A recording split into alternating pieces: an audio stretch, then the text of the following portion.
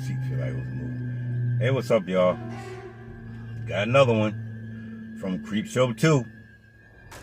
This is the other one I like from that one from Creepshow 2. Old Chief Woodenhead. I like this for a lot of reasons. One is because I've always been a fan of George Kennedy, and I've never seen George Kennedy. Has always been one of those big brolic white dudes from back in the day. Like he was in I believe it's Earthquake, another good one. I don't know if I did a review on that one or not. I might have to. But he's always been a big ass brolic, white dude. He was always like the man and everything. Earthquake, I think he was a cop. Well, in this one, he's an old frail, white dude. And him and his wife, they have one of the last shops in this desert town. The town looks fucked up. You could tell that, I guess, all of the shops and everybody who lived in that town, it's like something happened in the town where everybody left. But him and his wife, they still got a shop. Plus there's another Indian dude in his family. It's funny because he's like the man in the town. He's across the street and shit. And he'll get in the car across the street and ride over to his shop and get out the car. Like some old limo shit. But okay. There's always got to be some idiots in these shows. There's this young Indian with long hair. He thinks he's the man. And he got some flunkies with him. They're a bunch of idiots. And he's always talking about his hair, how good his hair looks, and he wants to go to Hollywood and shit, and all this shit. He's going to turn Hollywood out. But to get there, I guess he needs funds. So his uncle, I believe his uncle is the other Indian guy that comes across the street. Well, George Kennedy and his wife, they go into his shop and they tell him that they tired of making it seem like they always want to get free stuff from him or borrow stuff from him, so they want to pay him back. But all they got is this old Indian jewelry.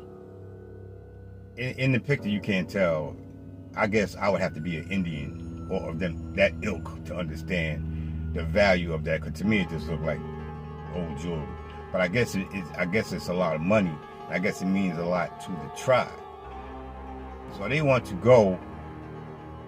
So he goes and takes the jewelry and says he's tired of basically leeching off of them the way he feels, and he said he got his own pride, so he wants to give them the jewelry. And until their debt is paid off, hold on to the jewelry.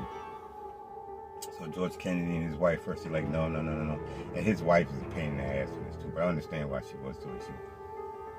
So they give him the jewelry, but also, I believe he's the nephew. The idiot with the long hair. He goes and he knows that he came in there.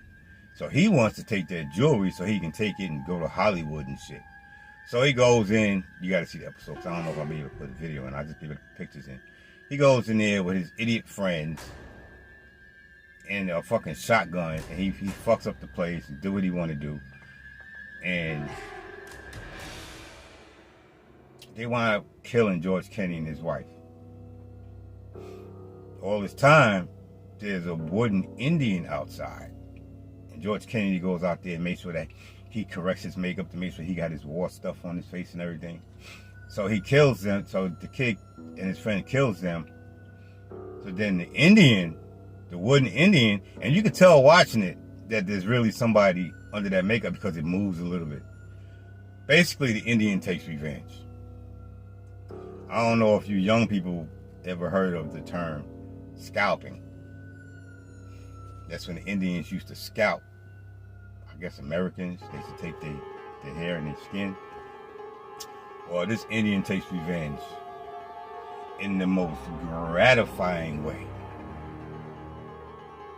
You never feel sorry because it's just like, it's just overkill. I think I said George Kennedy was in Earthquake.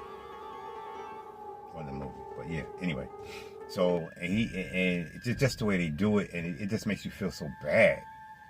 So the Indian, George Kennedy always makes sure his makeup is done, but the Indian, he gets some red paint that George Kennedy left, and he puts his war paint on. So I'm like, oh shit. So he goes and he takes revenge. Like I said, in the best way. There was only 3 episodes in this. I already talked about the last one, The Raft, and this one, Old Chief Woodenhead. It's a must watch. I tell you, Stephen King ain't no joke, boy. You know, something is up with him. Like I said, he's a fucking alien. And now that I started, I wasn't going to talk about Stephen King stuff because there's just so much to talk about. And I'll get too animated and I'll get too hyped. But I guess I'm going to have to because a lot of stuff that he did that I like. And it's probably just going to be the stories because a lot of the movies, they remade it. Like I talked about The Shining and it's garbage.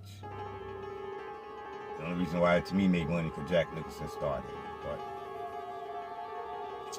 yeah, so I'm gonna start talking about some Stephen King movies that used to be books that are excellent.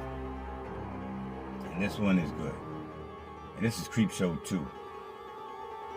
So you know there's more Creepshow, so I'll figure out what I'm gonna do, how I'm gonna do it, and I'm gonna start posting some more. But I hope y'all like this. As always, I love y'all. Y'all be safe, and I'll holler at you later.